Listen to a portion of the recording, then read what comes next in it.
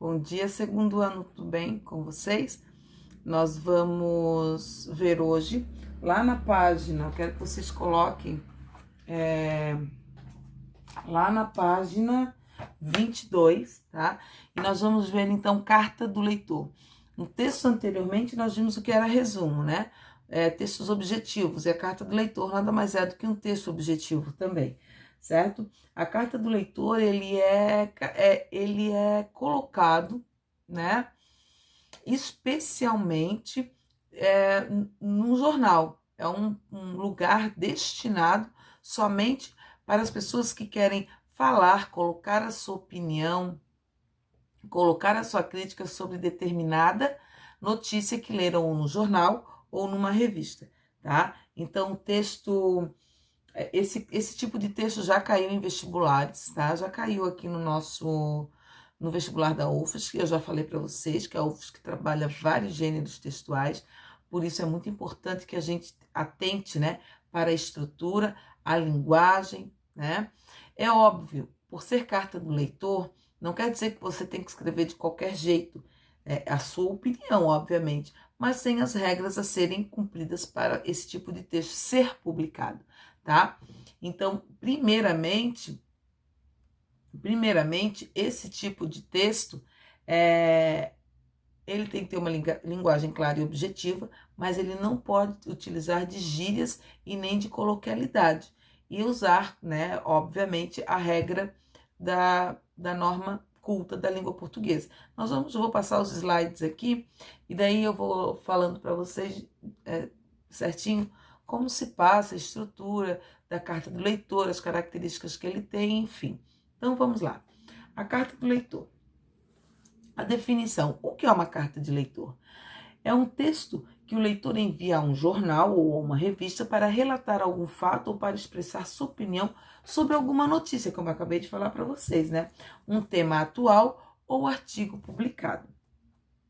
As características desse texto são textos breves e escritos em primeira pessoa. Por que eles são escritos em primeira pessoa? Esse texto permite que você use somente a sua opinião, não é mais as demais. O que me preocupa é a minha opinião. Então, é permitido colocar, é uma característica desse texto, deixá-lo em primeira pessoa. Temas atuais e de caráter subjetivo. Quando eu falo subjetivo, porque eu posso usar adjetivos, posso usar palavras que façam referências àquela notícia. Então, por isso ser subjetivo. Linguagem simples, clara e objetiva. Vai ser publicado. Outras pessoas lerão. Mas, mais uma vez, eu vou falar para vocês. Não é porque ele é uma carta do leitor e que ele tem essa flexibilidade de linguagem que eu não vou atentar às normas cultas as normas cultas da língua portuguesa, tá? Então, eu tenho que ficar ligado, quando eu escrever, né? Eu tenho que ficar atento à questão da gramática, certo? Então, vamos lá. Tô ficando rouca. Presença de destinatário, né? Quem está enviando, obviamente, e o remetente para quem está recebendo. Então, se você é uma carta, automaticamente eu tenho que ter. Depois nós vamos ver ali a estrutura de como ela tem que ser colocada. Automaticamente eu tenho que colocar isso, porque ela é uma carta. Tem vários tipos de carta. Carta do leitor, carta argumentativa, enfim.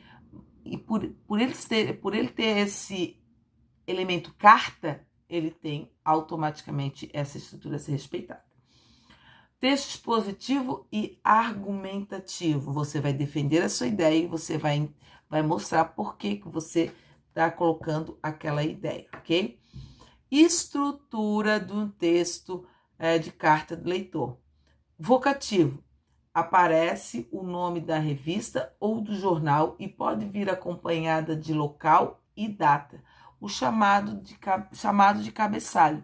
Então, eu tenho que ter o local, a data,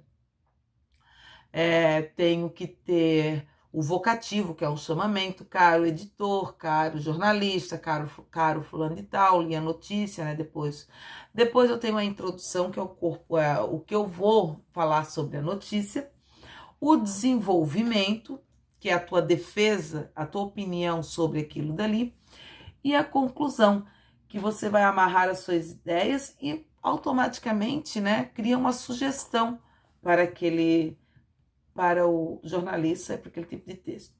E a despedida e a assinatura, atenciosamente, Jânia Solange do Nascimento, né, por exemplo. Então, eu tenho que ter essa estrutura: vocativo, introdução, desenvolvimento, conclusão, despedida e assinatura. Anotem aí, porque vocês já sabem que eu vou fazer uma carta do leitor para mim, né? Aqui eu tenho um exemplo de como ela é distribuída, essa estrutura. Olhem ali, eu tenho a data, 12 de dezembro de 2013. Então, vamos supor, se eu mando vocês fazerem uma carta atual, vocês vão colocar Florianópolis, 25 de junho de 2020, né? Caros editores da revista tal, ali no caso, esse daqui é o vocativo, esse caros leitores da revista tal. Depois eu tenho a introdução, né?